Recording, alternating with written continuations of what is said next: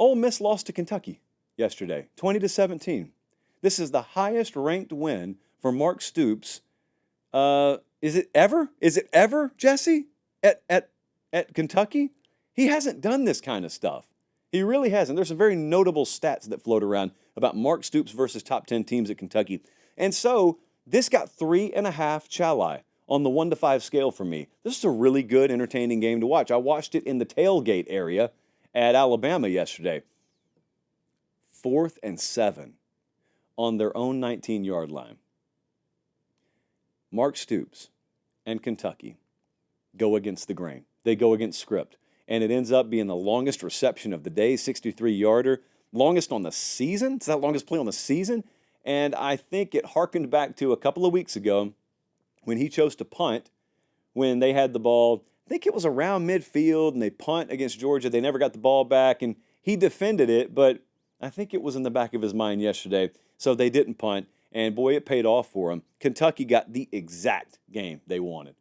They go down there. I had Kublik on the show Thursday night. We talked about this game, and he painted sort of the path for how Kentucky could do this. And the path painted was have roughly 2-to-1 time of possession edge, have 75 to 56 plays run edge. Brock Vandagriff, 18 of 28, 243 and a touchdown. Those are huge numbers for Brock Vandagriff, at least, because this is the same guy who threw for 30 yards against South Carolina, 114 against Georgia. Level up, level up, level up. Either he's doing that or Ole Miss is not very good defensively. One or the other, and time will tell on that. Padlock stat here. Ole Miss only passed for 18 more yards than Kentucky. Can you believe that? Ole Miss, all those dudes in that receiver room, tight end room, pass catchers, galore. Got so many, got more than you could shake a stick at, as Meemaw would say. And Kentucky is a poverty passing team. 18 more yards passing than Kentucky. Well, that's not the recipe for success in Oxford. And even after all that bad, Ole Miss has the ball down 3 with 2:25 left and 2 timeouts. What more could you ask for, right?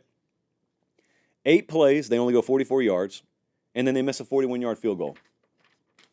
Womp, womp, womp. They had 8 penalties yesterday, some of those extended drives. They were 1 of 10 on 3rd down. Jackson Dart was sacked 4 times.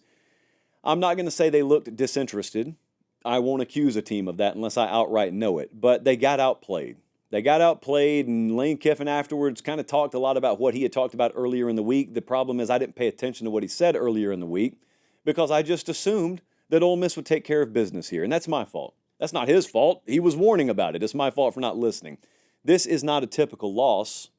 Here's why. This is not a typical team. Ole Miss, even by their program standards, is not dealing with a typical Ole Miss team here. I was scrolling. Now, this is unfair because it's anecdotal, but I was scrolling over on the Ole Miss board on 24/7 earlier today, and I saw someone say, one more loss, stick a fork in this team. And I believe the statement was, there are a lot of people who didn't pay this kind of money to lose. Well, there it is. There it is, huh? One of the big debate points on this team, or on this team on this show, is that I believe it is still a window program. I don't believe Ole Miss has arrived at the head table, and they're just going to expect to be here every year. Of course they're not going to blindly expect to be there every year. This isn't a team built through high school recruiting. It's disproportionately built through the portal. You could end up suffering the same fate Florida State has suffered year to year. Case by case, but you are in a position where that could happen to you. You don't have the roster of Texas, Alabama, or Georgia, nor are you going to, because Ole Miss doesn't do that. There's a blind belief out there amongst some that all of a sudden they've elevated there because you've conflated a preseason ranking for a team with a program ranking. You don't compare to them. You probably never will.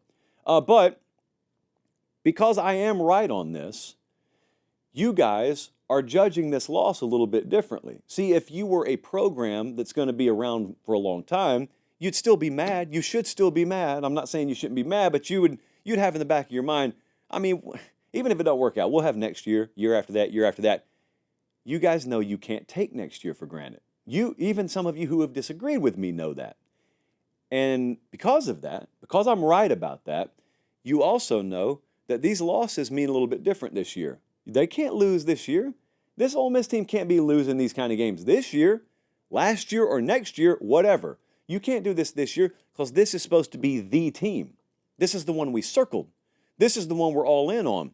You can't do that. If this is the best team we've had, it has to go well above and beyond what previous teams have done.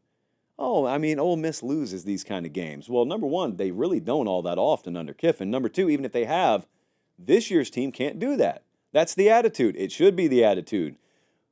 But the flip side of that is you can't slip up. Because if you slip up, the reaction's a lot different than it normally would be. Now, here's what I wonder. How much of the perception about Ole Miss was a mirage? Because they punted 4 times all season coming into this game. They punted 5 times yesterday. They were 320 yards below their season average yesterday. So either the first 4 weeks misled me and Kentucky just exposed them, or Kentucky's a really good team, or somewhere in between. Got to find out. Good for Kentucky, man. Good for Kentucky.